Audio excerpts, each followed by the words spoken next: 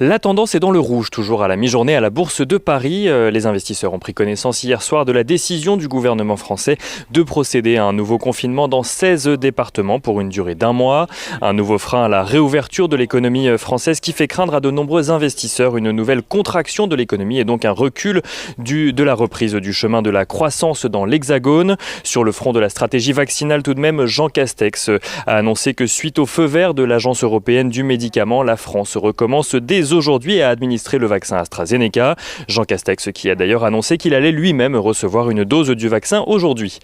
Les investisseurs qui continuent de suivre également les rendements obligataires aux États-Unis, des rendements obligataires qui se détendent légèrement aujourd'hui avec un rendement à 10 ans aux alentours de 1,69% et un taux à 30 ans à 2,43%.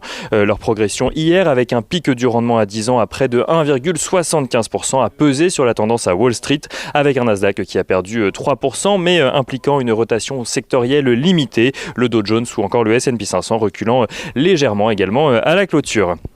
Ce matin, la Banque du Japon prenait également la parole. La dernière banque centrale à s'exprimer cette semaine face à des difficultés à atteindre ses objectifs d'inflation fixés à 2%. La BOJ a annoncé maintenir sa politique monétaire tout en y intégrant de légères modifications. Celle-ci a par exemple élargi sa tolérance de fluctuation sur les rendements obligataires à 10 ans, acceptant que ceux-ci aillent 0,25 points au-dessus ou en dessous donc du seuil de 0%.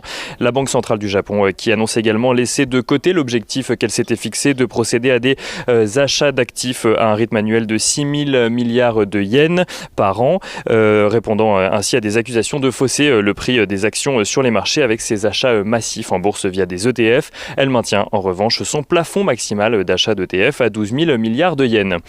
Du côté des statistiques à présent, les prix à la production en Allemagne progressent de 0,7% au mois de février, soit légèrement moins que prévu par le consensus. Du côté des valeurs à suivre à présent à Paris et même à l'international. À Paris tout d'abord, les valeurs du luxe et les valeurs automobiles apparaissent les plus touchées par les annonces du confinement hier, avec un recul de plus de 2% à la mi-journée pour Kering et Hermès, tandis que Renault, Stellantis, Valeo ou encore Faurecia sont toutes donc dans le rouge. A l'inverse, Orange ou Téléperformance, valeurs liées à la technologie et donc pouvant bénéficier de la généralisation du télétravail, s'apprécie à la mi-journée.